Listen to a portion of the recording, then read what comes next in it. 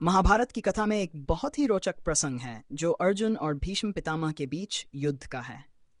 यह प्रसंग कुरुक्षेत्र के युद्ध के समय का है, जब अर्जुन को अपने दादा भीष्म पितामह के साथ युद्ध करना पड़ा। भीष्म पितामह, जो कौरवों की ओर से युद्ध लड़ रहे थे, को पराजित करना लगभग असंभव था। उनके पास इच्छा मृत्यु का वरदान था, जिसका अर्थ यह था कि वह तब तक नहीं मर सकते थे जब तक कि वह स्वयं मृत्यु का चयन नहीं कर लेते।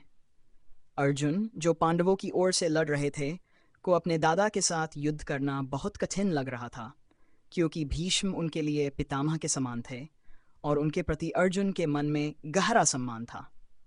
युद्ध के दौरान अर्जुन ने भीष्म पितामह पर कई बार तीर चलाए, लेकिन उनका सम्मान करते हुए उन्होंने जानबूझकर अपने तीरों की शक्ति को कम कर दिया।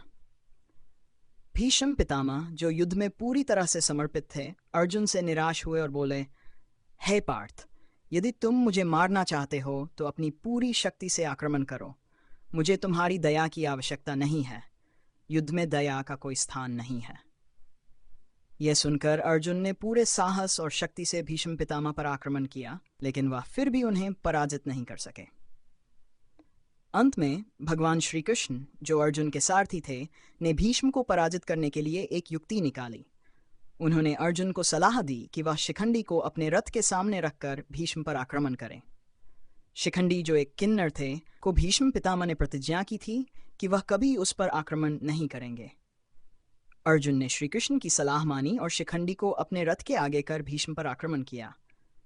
भीष्म पितामह ने अपने वचन का पालन करते हुए शस्त्र नहीं उठाए और अर्जुन ने उन्हें बाणों से आच्छादित कर दिया। इस प्रकार भीष्म पितामह युद्धभूमि पर शर्षिया पर लेट गए। यह प्रसंग हमें यह सिखाता है कि युद्ध में किसी भी प्रकार की दया का स्थान नहीं होता और कभी कभी हमें अपने आदर्शों को त्याग कर यथार्थ के अनुसार कार्य करना पड़ता है। अर्जुन के लिए यह एक बहुत ही कठिन निर्णय था, लेकिन अंत में उन्होंने धर्म की रक्षा के लिए यह कदम उठाया।